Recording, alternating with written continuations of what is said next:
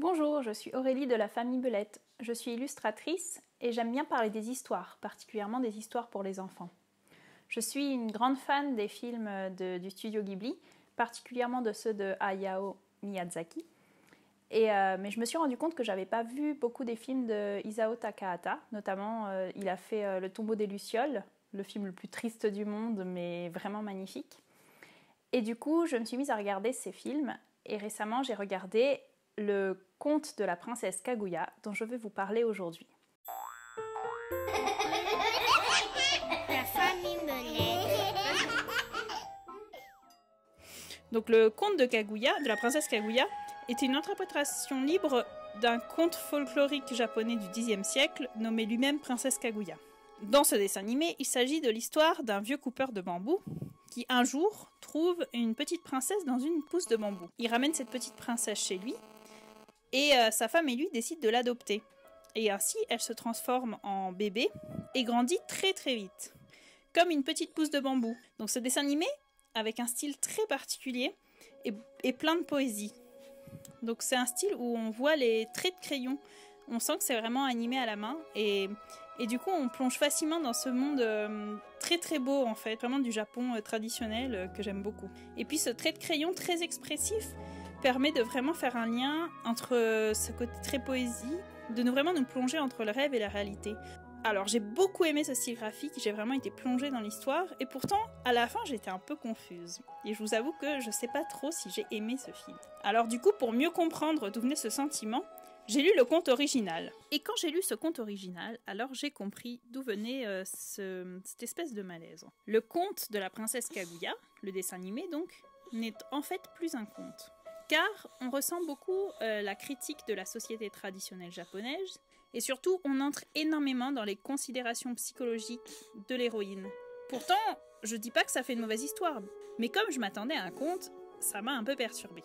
Et c'est pourquoi je ne montrerai pas cette histoire à mes enfants. En tout cas, pas tant qu'ils sont jeunes. Alors, à partir d'ici, je vais donner des détails sur mon point de vue, donc je vais faire des spoilers, forcément. Alors du coup, si vous voulez continuer de regarder mon dessin qui défile, je vous invite à couper le son. Et puis je vous mettrai un petit message visuel lorsqu'il n'y aura plus spoiler et que vous pourrez remettre le son. Princesse Kaguya, petite, grandit en compagnie des paysans autour de chez elle. Elle se fait beaucoup d'amis. En parallèle, il y a son père adoptif qui trouve de l'or et des tissus. Et il prend la décision de la faire vivre comme une princesse en ville. Et donc, il va acheter une grande maison, enfin un palais en fait. Son père lui annonce « Bon, bah fais tes bagages et on y va ». Ce qui fait que la princesse, elle est complètement déboussolée, elle est très triste. Et puis en parallèle, elle a commencé à tomber amoureuse d'un des garçons de sa bande d'amis. Et du coup, en fait, elle ne veut pas le quitter. Donc, arrivée dans la nouvelle mansion, elle commence à être traitée comme une princesse. Donc, au-delà du rêve, de la joie du début de trouver des tissus, de l'argent, etc., en fait, très vite, elle se rend compte que c'est pas du tout ce dont elle rêve, elle. Et puis, du coup, elle continue, elle grandit comme ça, dans une ambiance morose.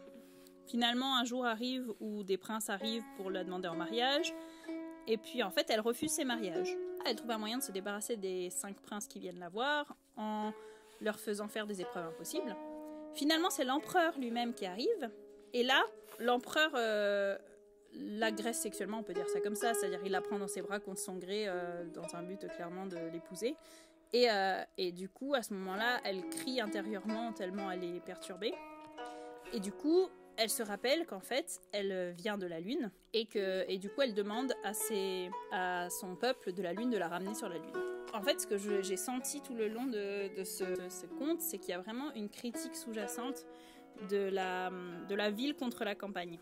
Donc vraiment la campagne est présentée vraiment comme quelque chose de merveilleux, où tout le monde va bien, où elle aurait pu s'aimer, s'épanouir, et puis la ville comme quelque chose où il n'y a que des gens méchants, et la richesse n'est pas montrée comme une chose belle dans ce film. Je dis pas que c'est bien ou c'est mal, hein, c'est comme ça. Et puis surtout il y a une scène aussi d'adultère.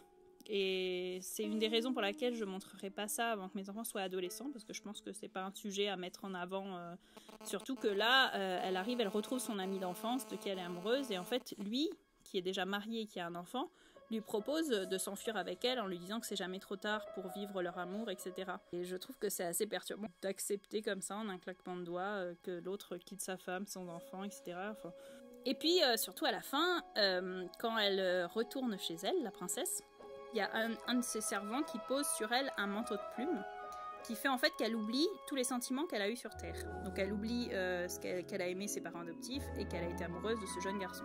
Et moi, ce que j'ai senti là, c'est vraiment une critique du bouddhisme. Donc c'est un sujet que j'ai pas forcément envie d'aborder maintenant avec mes enfants non plus. Enfin, voilà, du coup, tout ça m'a quand même bien perturbée, même si, comme je dis, l'histoire était belle. Par rapport au conte original, qu'est-ce qui change ? Dans le conte original, déjà, la jeune princesse, elle est envoyée sur Terre parce qu'en fait, il y a la guerre sur le peuple de la Lune. Et donc, elle est envoyée pour échapper à la guerre et être protégée. Donc, du coup, le fait qu'elle ne puisse pas se marier, là, dans le conte, c'est très simple. C'est parce qu'elle vient d'un autre monde et donc il n'y a pas vraiment de considération de ses sentiments. Elle vient d'un autre monde, donc elle ne peut pas s'engager avec quelqu'un sur Terre. Et puis finalement, dans le conte original, il n'y a pas cette espèce d'agression sexuelle de l'empereur qui veut se marier avec elle de force.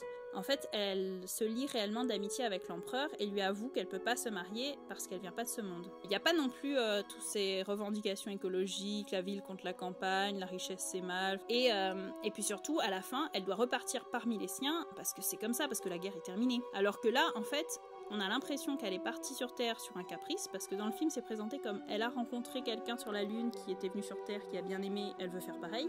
Alors qu'elle est envoyée là un peu contre son gré, parce que c'est la guerre. Et du coup, le fait de retourner chez elle est tout à fait logique. Alors que là, le fait de retourner chez elle, c'est « Ah, bah sur le coup, j'ai été agressée, donc je suis triste, donc je rentre chez moi, mais au final, j'ai pas envie d'y aller, donc c'est un peu bizarre comme sentiment. » Et puis surtout, le fait d'oublier ce qu'elle a ressenti sur Terre prend aussi un sens. Parce que comme elle retourne parmi les siens, c'est plus simple qu'elle ne garde pas tous les sentiments qu'elle a sur Terre pour pouvoir reprendre une vie normale en fait. Dans le dessin animé, le fait qu'elle oublie tout ce qu'elle a vécu sur Terre, alors qu'elle voulait y aller justement pour vivre une nouvelle expérience, bah ça ne fait pas vraiment sens en fait. Puis du coup, comme évidemment dans le conte il n'y a pas de critique du bouddhisme, ça n'aurait pas du sens. Et enfin, ce que j'ai bien aimé dans le conte original, c'est qu'il y a une espèce de légende à la fin liée au mont Fuji. Donc je vous dis pas plus, mais je vous laisse découvrir le conte original. Du coup, ce film, comme j'ai dit, je l'ai finalement bien aimé, hein, même si j'ai l'air très critique, je suis vraiment rentrée dedans à fond, j'étais vraiment happée par ce personnage de Princesse Kaguya. Et d'un autre côté, du coup, après avoir vu ce film, j'ai quand même eu envie de raconter le vrai conte à mes enfants. Et ça a été une très très grande joie de leur raconter ce conte. Ils ont vraiment beaucoup aimé. Particulièrement, il y a toute la partie où elle grandit super vite. Alors là, ils étaient émerveillés. Et ensuite, il y a toutes les épreuves qu'elle donne à ses prétendants pour se débarrasser d'eux. Ça, ils ont adoré parce que c'est des choses assez incroyables, comme aller trouver un arbre doré au milieu de la plus haute montagne, dont les fruits sont des joyaux. Enfin, des choses assez rigolotes à raconter à des enfants. Du coup, je suis vraiment contente de leur avoir fait découvrir ce conte d'une autre culture. J'espère que cette vidéo vous a plu, que vous avez aimé me regarder dessiner en arrière-plan, ainsi que ce que j'ai dit sur le conte de la princesse Kaguya. Je vous invite à me laisser un commentaire si vous avez aimé, et même si vous n'avez pas aimé d'ailleurs. Et puis dites-moi si vous voulez savoir des choses sur la façon dont je dessine, c'était pas le propos de cette vidéo, mais je peux en faire une à ce propos sans problème. Et puis n'oubliez pas de me laisser un petit pouce et de vous abonner si vous voulez être au courant de mes prochaines vidéos. Merci beaucoup et à bientôt!